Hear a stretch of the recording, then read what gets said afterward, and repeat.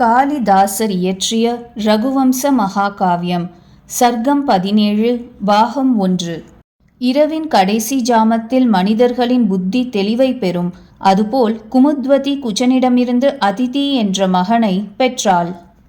சூரியன் ஒருவனே உத்தராயணம் தட்சிணாயனம் என்ற இரு மார்க்கங்களையும் தூயதாக்குவது போல் தந்தையால் நன்கு பயிற்றுவிக்கப்பட்ட அதிதி தாய் தந்தையரின் குலங்களை தனது நன்னடக்கையால் தூயதாக்கினான். முதலிலே க்ஷத்திரியர்களின் குல வித்யையை கற்கச் செய்த பின் குஜன் தன் மகனுக்கு மனம் செய்வித்தான். நற்குடியில் பிறந்தவனும் சூரனும் இந்திரியங்களை வென்றவனுமான குஜன் தன்னை போலவே தன் மகனும் இருந்ததால் தான் ஒருவனே இருவனாய் இருப்பதாக கருதினான். மகன் வேறொருவன் அல்லன், தனது மற்றொரு வடிவமே அவன் என்று குஜன் எண்ணினான்.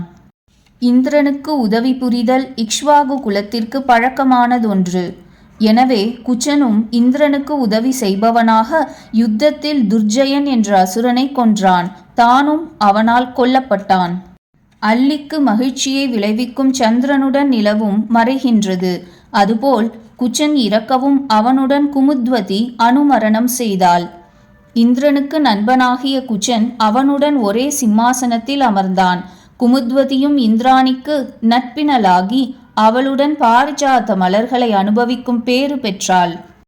யுத்தத்திற்கு போவதன் முன் குஜன் தான் இறந்துவிட்டால் தன் மகன் அரசனாக்கப்பட வேண்டுமென மந்திரிகளிடம் கூறிச் சென்றான். ஆதலால் அவ்வாணையை நினைவிற்கொண்டு மந்திரிகள் அதித்தியை அரச பதவியில் வைத்தனர். அதித்தியின் அபிஷேகத்திற்காக மந்திரிகள் உயர்ந்த மேடையுடையதும் 4 தூண்களால் தாங்கப்பட்டதுமான புதியதொரு மண்டபத்தை சிற்பிகளை கொண்டு கட்டுவித்தனர். அம்மண்டபத்திலே சுபமான ஆசனத்தில் அதித்தியை அமரச் செய்த பின் மந்திரிகள் பொற்குடங்களிலே கொண்டுவரப்பட்ட புண்ணிய தீர்த்தங்களுடன் அருகில் நின்றனர். நன்கு தட்டப்பெற்ற, அதாவது ஒலிக்கப்பட்ட முகம் உடையவனும் இனிமையாகவும் கம்பீரமாகவும் ஒலிக்கின்றனவுமான மிருதங்கம் முதலிய வாத்தியங்களினால் அதித்தியின் இடையறாத தொடர்ச்சியை உடைய இனி வரப்போகின்ற நன்மை ஊகிக்கப்பட்டது. அவன் அருகு, யவமுலை, ஆலம்பட்டை, இளந்தளிர் இவைகளை மிகுதியாக கொண்டவையும் வயது முதிர்ந்த உறவினர்களால் செய்யப்பட்டவையுமான நீராஜன அனுஷ்டானத்தை அனுபவித்தான். பின் அந்தணர்கள் குல புரோகிதரை முன்னிட்டு கொண்டு அதர்வ மந்திரங்களை உச்சரித்து அவனுக்கு பட்டாபிஷேகம் செய்ய தொடங்கினர். அதித்தியின் சிரசிலே ஊற்றப்பட்ட அபிஷேக ஜலம் சிவபிரானது தலையிலே விழும் கங்கை போல் காணப்பட்டது. சாதக பட்சிகளால் மகிழ்ச்சியுடன் ஒலி செய்து கொண்டாடப்படுகின்ற நீர் நிறைந்த மேகம் போல் அபிஷேக காலத்தில் ஸ்துதி பாடகர்களால் புகழ்ந்து கொண்டாடப்பட்ட அதித்தி இருந்தான். மழையினிடையே தோன்றும் மின்னல் ஜலத்தின் சம்பந்தத்தினால் மிக ஒளிர்கின்றது. அதுபோல் மந்திரங்களினாலே தூய்மை பெற்ற ஜலத்தினால் அவ்வரசனுக்கு அதிக சோபை உண்டாயிற்று. அபிஷேகம் முடிந்தவுடன் அதித்தி ஏராளமான பொற்காசுகளை கிரகஸ்தர்களுக்கு வழங்கினான். அவன் தந்த பொன் அந்த கிரகஸ்தர்கள் தங்கள் ஆயுட்காலம் முழுவதும் போதுமான அளவு தட்சிணை கொண்ட யாகங்களை செய்ய உதவுவதாக இருந்தது. மனம் மகிழ்ந்த அந்தணர்கள் கூறிய ஆசிமொழி பூர்வ ஜென்ம புண்ணியங்களாலே பல வகை பயன்கள் பெற்றுள்ள அவன் விஷயத்தில் பயனளிக்க இடம்பெறாது பலன் தருவதற்கான சந்தர்ப்பத்தை எதிர்நோக்கிய புண்ணியங்களின் வரிசையில் பின்னணியில் வெகு தொலைவிலே நின்று கொண்டிருந்தது. அதித்தி தான் பட்டாபிஷேகம் செய்து கொண்ட நாளில் சிறையிடப்பட்டவர்களுக்கு விடுதலை அளித்தான். தூக்கி விட வேண்டியவர்களுக்கு தூக்கு தண்டனையை இல்லாமற் செய்தான். எருது, குதிரை முதலியவைகளை வண்டியில் பூட்டாதிருக்கச் செய்தான். கன்றுகள் முற்றிலும் பால் குடிக்கும்படி பசுக்களை கறக்காதிருக்க உத்தரவிட்டான். கூண்டிலே வைத்து வளர்க்கப்பட்ட ஆசை பறவைகளான கிளி முதலியனவும் விடுதலை பெற்று தம்மிச்சைப்படி பறந்து சென்றன. எனின் பிறவற்றை பற்றி கூற வேண்டாதது ஆயிற்று. நாற்கால் மண்டபத்தில் பத்ராசனத்தில் அமர்ந்து அபிஷேகம் செய்து கொண்ட பின் உடை உடுப்பதற்காக அருகிலே உள்ள மற்றோர் அறையில் வைக்கப்பட்டுள்ள யானை தந்தாசனத்தில் உட்கார்ந்தான். அணி செய்விக்கும் பணியாட்கள் ஜலத்தினால் கைகளை நன்கு அலம்பிக் கொண்ட பின் நறும் புகையினால் அவன் தலைமயிரை உலரச் செய்தனர். பிறகு கஸ்தூரி முதலான அலங்கார பொருட்களுடன் அவனை அணுகினர். அலங்காரம் செய்யும் பணியாளர்கள் முத்து சரங்களினால் அவனது கேசத்தை தூக்கி கட்டி வெளியில் தெரியாதபடி அதனுள் புஷ்ப சாரத்தை வைத்த பின் ஒளிருகின்ற பத்ம ராகத்தை வைத்து அலங்கரித்தனர். கஸ்தூரி சேர்ப்பதால் நறுமணம் உடையதான சந்தனத்தை பூசிய பின் கோரோஜனை திரவம் கொண்டு அவனது உடலில் அலங்கார வரிகளை எழுதினர்.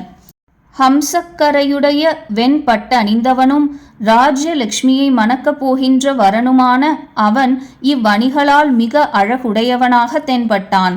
பொன்னாலான கண்ணாடியில் தன் வடிவத்தை அவன் நன்கு நோக்கினான்.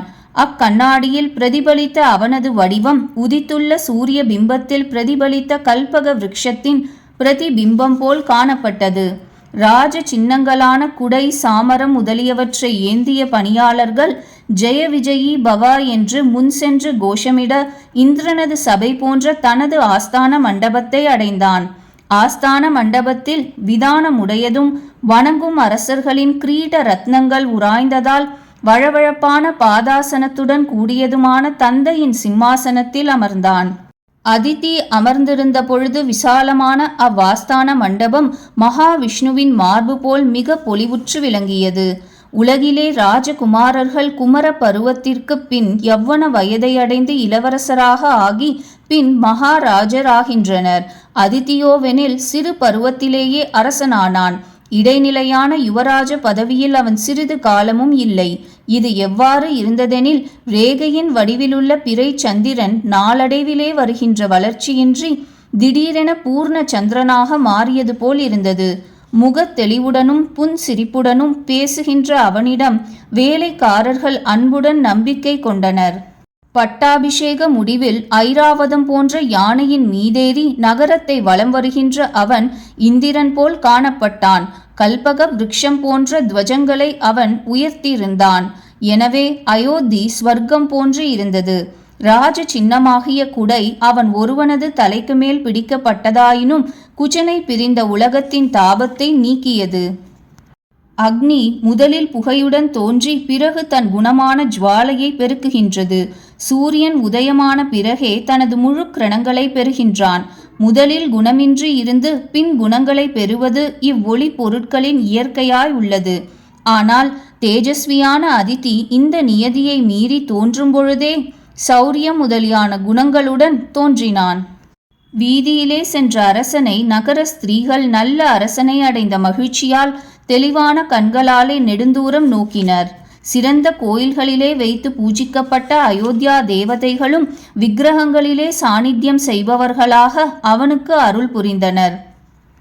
அபிஷேக ஜலத்தால் நனைந்த மேடை உலருவதற்கு முன்பே அவனது பிரதாபம் நாடு முழுவதும் பரவியது.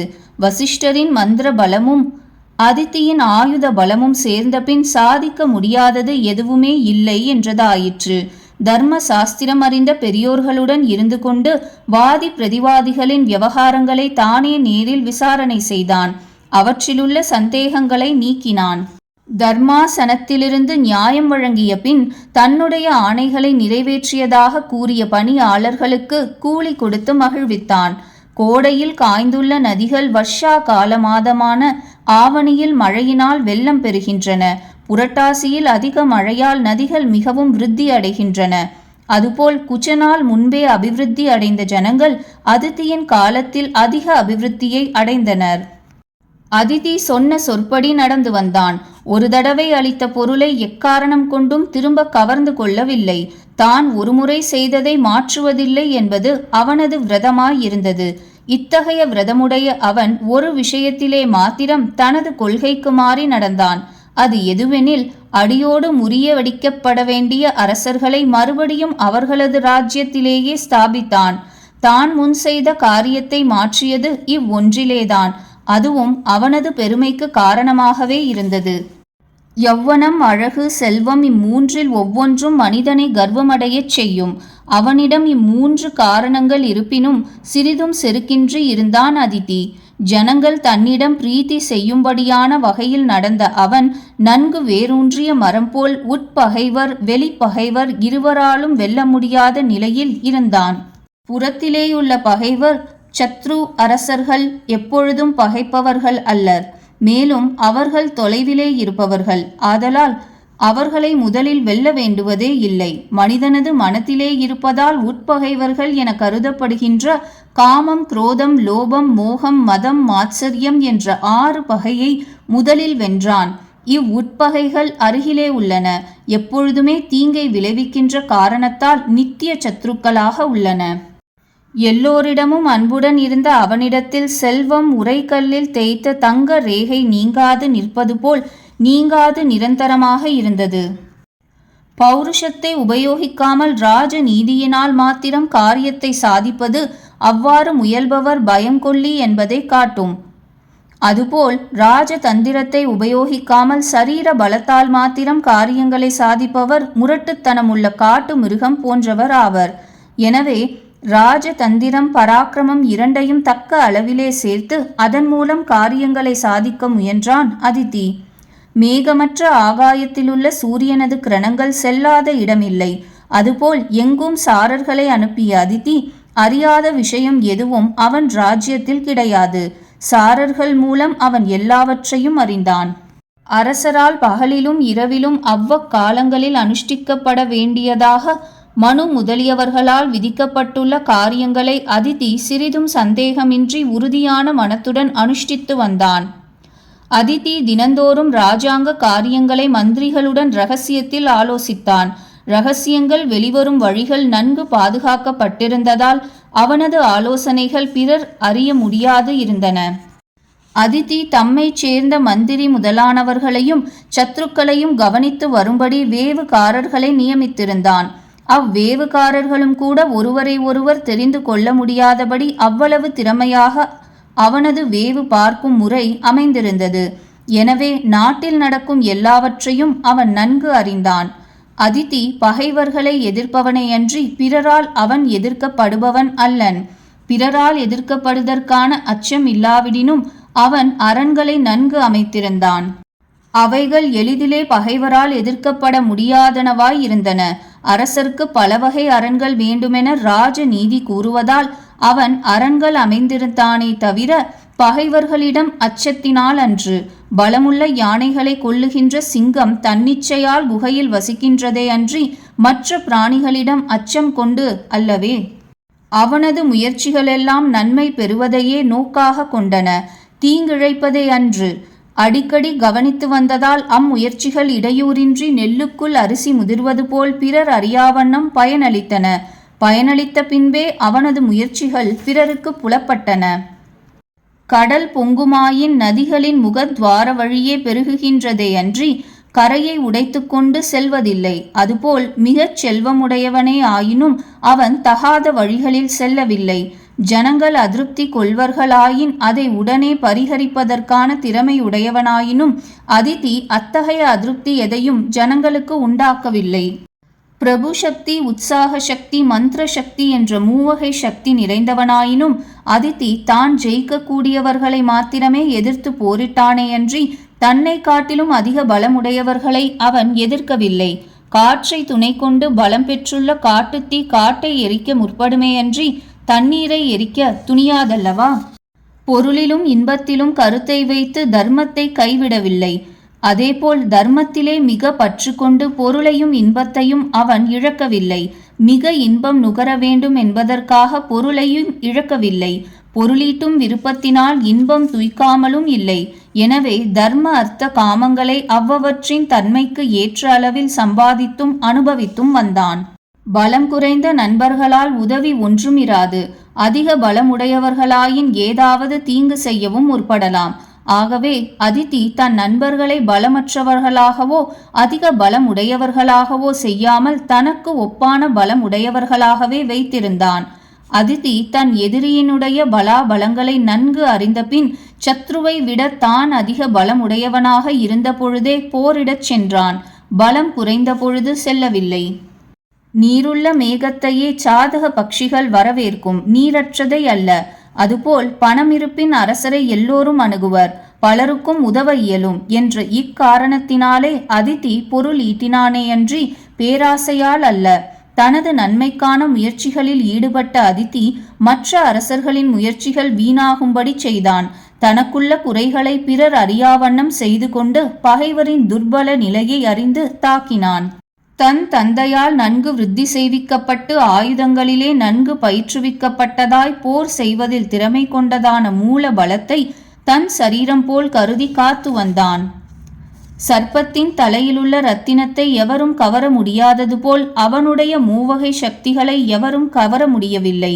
ஆனால் அவன் அயஸ்காந்தம் முயற்சி செய்து ஏதுமின்றி எளிதிலே இரும்பை தன்னிடம் இழுத்து கொள்வது போல் பகைவரின் மூவகை சக்திகளையும் தன்னிடம் காந்தம் போல் இழுத்து கொண்டான்.